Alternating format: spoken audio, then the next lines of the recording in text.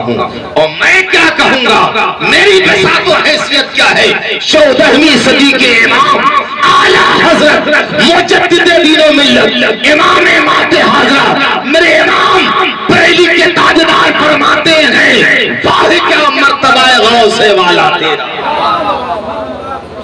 वाह क्या मर्तबा है गौसे वाला तेरा, ऊंचे ऊंचों के सरों से है कदम आला तेरा, सरबला क्या कोई जाने की है कैसा तेरा, औलिया मलते हैं आंखें वो है तलवार,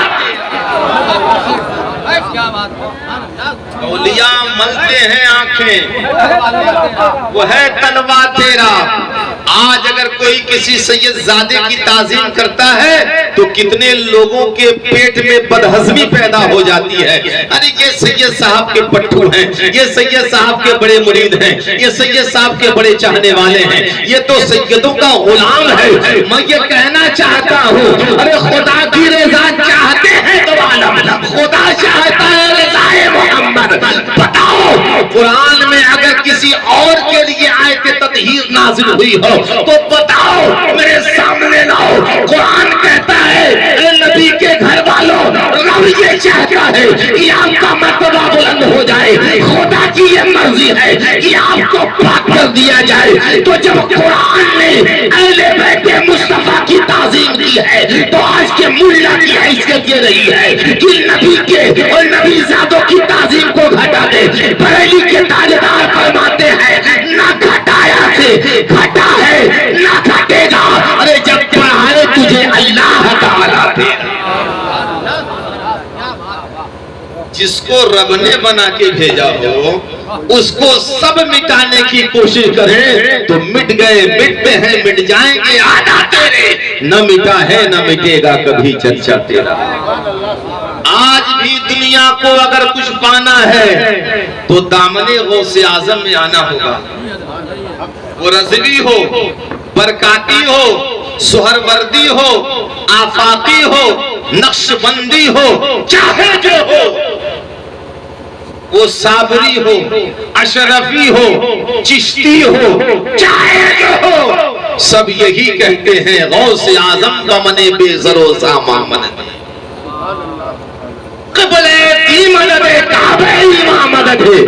सुनो, सरकारे गौसे आजम फरमाते हैं कि जो कादरी है वो मेरा है। सुभान अल्लाह, जो कादरी है वो मेरा है। आप कहेंगे मैं चिश्ती हूँ, मैं रज़वी हूँ, मैं अशरफी हूँ, मैं अजहरी हूँ, मैं बरकाती हूँ, मैं सोहरवर्दी हूँ, मैं फलां सिलसिले में हूँ, मेरा क्या होगा? तो जिस वक्त आपने अपने पीर के हाथ में दिया होगा, हाथ जब दिया होगा और आपके पीर ने आपको अपने इरादत में लिया होगा तो पीर साहब ने तौबा इस्तिग़फ़ार के बाद एक जुमला कहा होगा।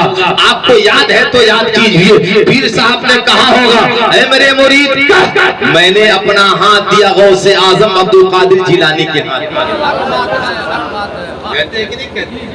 अच्छा ये बताइए, मुरीद ये पूछ पड़े कि हजरत हमको तो आप बरकाती बना रहे हैं, हमको तो आप रज़वी बना रहे हैं, हमको तो आप अज़हरी बना रहे हैं, हमको तो आप चिश्ती बना रहे हैं, हमको तो आप सोहरवर्दी बना रहे हैं, हमको तो आप निज़ामी बना रहे हैं, लेकिन ये कह रहे हैं मैंने अपना हाथ दिया बड़े पीर अब्दुल कादिर जिलानी के हाथ पर। तो पीर साहब का जवाब होगा, ऐ मेरे चाहने वाले मुरीद, ये हाथ मेरा है लेकिन इसमें फज़ल गौसे आज़म का है।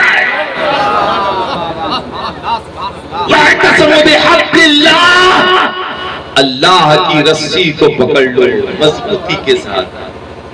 मैंने पूछा अल्लाह की रस्सी क्या है, कुरान बता।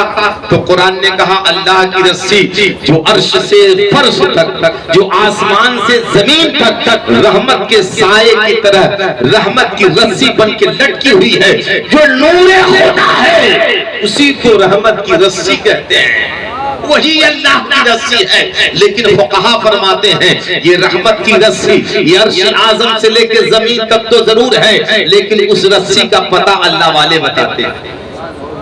उस रस्सी का पता जो वलीउल्लाह होते हैं वो बताते हैं। और यकीनन उस रस्सी को मजबूत पकड़ने के लिए किसी अल्लाह वाले के दामन से वाबस्ता होना पड़ेगा।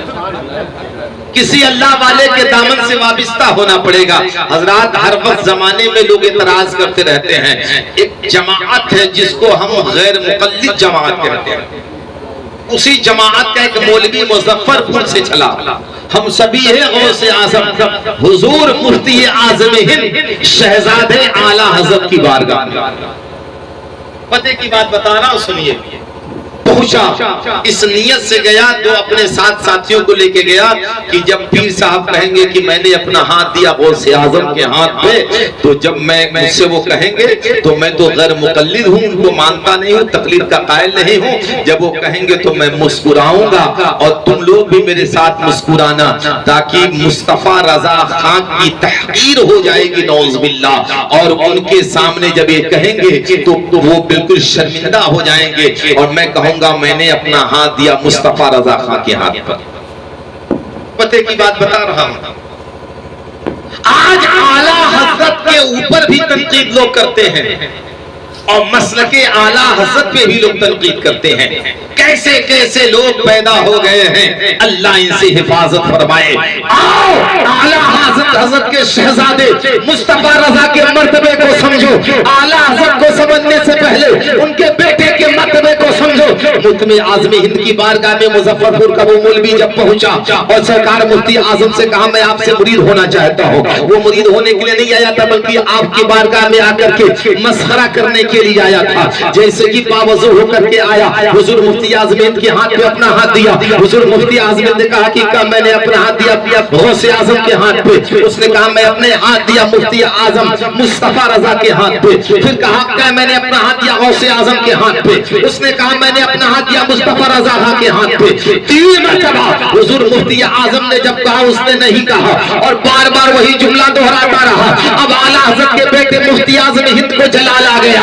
एक नजर वाला से उसके तरफ देखा तो पता चला ये मुरीद होने के लिए नहीं बल्कि किसी और नियत से आया है। हुजूर मुफ्ती आजम हिंद ने मुजफ्फरपुर के उस मुकल्लिद मौलवी के मुंडे को पकड़ा, पकड़ के कंधे को हिलाया, हिला के फरमाते मुफ्ती आजम हिंद क्यों नहीं कहता मैंने अपना हाथ दिया गौसे आजम के हाथ पे। अब वो गैर मुकल्लिद बोलता है मैंने अपना हाथ दिया गौसे आजम के हाथ पे। उसके दोस्तों ने कहा अरे यार आए तो ये कहने के लिए मुस्तफा रजा खान के हाथ पे और तुमने कैसे कह दिया गौसे आजम के हाथ पे हाथ दिया।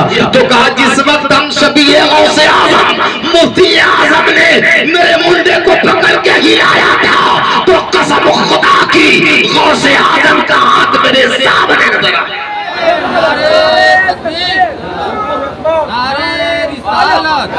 नारे रिसालत फैज़ाने गौसे आज़म, नारे तकबीर जिंदाबाद। क्या दबे जिसमें हिमायत का हो पंजा तेरा, शेर को खतरे में लाता नहीं कुत्ता तेरा। और वाह क्या मर्तबा गौसे वाला तेरा, ऊंचे ऊंचों के सरों से है कदम आला तेरा। और तेरी सरकार में लाता है रजा उसको शफी जो मेरा गौस है और लाडला बेटा। वअतसिमू बिहब्लिल्लाहि जमीअन वला तफर्रकू। कुरान ये कह रहा है सब मिलकर मजबूती के साथ अल्लाह की रस्सी को पकड़ लो और आपस में लड़ाई मत करो, झगड़े फसाद मत करो। अभी बात बताना चाहता हूँ आपके, बताइए आपने वाकया सुना है ना कि 12 साल की डूबी हुई कश्ती को गौसे आजम ने पल में तिरा दिया था, पल में निकाल दिया था, पल में दरिया से बाहर कर दिया था। और वो कश्ती सिर्फ कश्ती नहीं आई बल्कि तकरीबन 60 या 65 बाराती उसमें थे। बारातियों से भरी कश्ती वापस आ गई। अभी मौलाना फखरुद्दीन साहब कुबला जो मेरे खलीफा हैं, पीर तरीकत मौलाना फखरुद्दीन साहब कुबला ने आपको एक वाकया सुनाया, गौसे पाक के मदरसे के घास की बरकत उन्होंने बताई। अच्छा ये बताइए अगर आप मरने वाले हों और आप कहें जाकर के बहुत बड़े डॉक्टर से आप सावित्री हॉस्पिटल चले जाइए गोरखपुर और कहिए 1 लाख रुपया ले लो मेरे अब्बा को बचा लो, तो वो यही करेगा कि वेंटिलेटर पर डाल देगा। और आपको तसल्ली दिलाएगा। देखिए इनका प्लस रेट जो है कि 90 है, इनकी बीपी 95 110 है, तमाम चीजें हार्ट बीट रेट अच्छा काम कर रहे हैं। वो मशीन चलती रहेगी, आपको तसल्ली होती रहेगी। लेकिन एक मौका आएगा, वो कहेगा ऐसा है कि अब मेरे बस की बात नहीं है, मशीन खोलूंगा, आपके वालिद चले जाएंगे। 72 घंटे तक आदमी की बॉडी गर्म रहती है मशीन के जरिए। अगर रूह चली भी जाती है तो 72 घंटे तक गर्माहट की वजह से मशीन काम करती है, तो उतने देर तक आपको तसल्ली रहेगी। अब थोड़ा सा नजरिया बदलिए। जब गौसे आजम ने 12 साल की डूबी कश्ती को पलटाया होगा, वापस बुलाया होगा और बारातियों के साथ ये कहा होगा कश्ती वापस आ जा। वाकई में यही पता चलता है, गौसे आजम ने कहा कश्ती वापस आ जा, ऐ दरिया कुश्ती को वापस कर दे बारातियों के साथ। तो डूबे ही कश्ती पल में आ गई थी, पल में आ गए थे। अब थोड़ा सा अकीदा कुरान से लीजिए, इसलिए कि कोई भी बात उस वक्त तक मुकम्मल नहीं होती जब तक की बात कुरान से साबित न हो। समझ रहे? तो अब आइए कुरान मजीद पढ़ते हैं। कुरान मजीद में एक पैगंबर है हज़रत सुलेमान अलैहिस्सलाम, उनका तख्त लगता था। वो बहुत बड़े बादशाह थे, बहुत बड़े वली अल्लाह के पैगंबर थे, नबी थे, और अल्लाह ने उन्हें एजाज बख्शी थी कि वो जिससे चाहते थे कलाम कर दिया करते थे। और सिर्फ इंसानों के ही नबी नहीं थे, बल्कि जिन्नातों के भी नबी थे। चरिंद परिंद उन्हें पहचानते थे। उन्हीं के कौम की एक चूंटी ने उनको पहचाना, नबी माना, तो कुरान में एक सूरत पूरे सूरे नम्र नाज़िल कर दी गई। चूंटी के नाम से ही अल्लाह ताला ने पूरी सूरत को बना दिया। उन्होंने अपने दरबार को बैठाया तो सारे लोगों को बुलाया।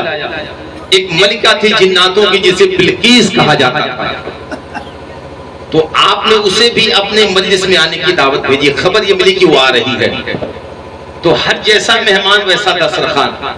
मरहूम अजहर कुरैशी के बच्चों ने सोचा सैयद साहब आ रहे हैं तो थोड़ा सा टेंट उट लगा दिया जाए, थोड़ी सी कुर्सी लगा दी जाए, थोड़ा सजावट कर दिया जाए, महफिल को थोड़ा सा बेहतर कर दिया जाए। इसको कहते हैं मोहब्बत।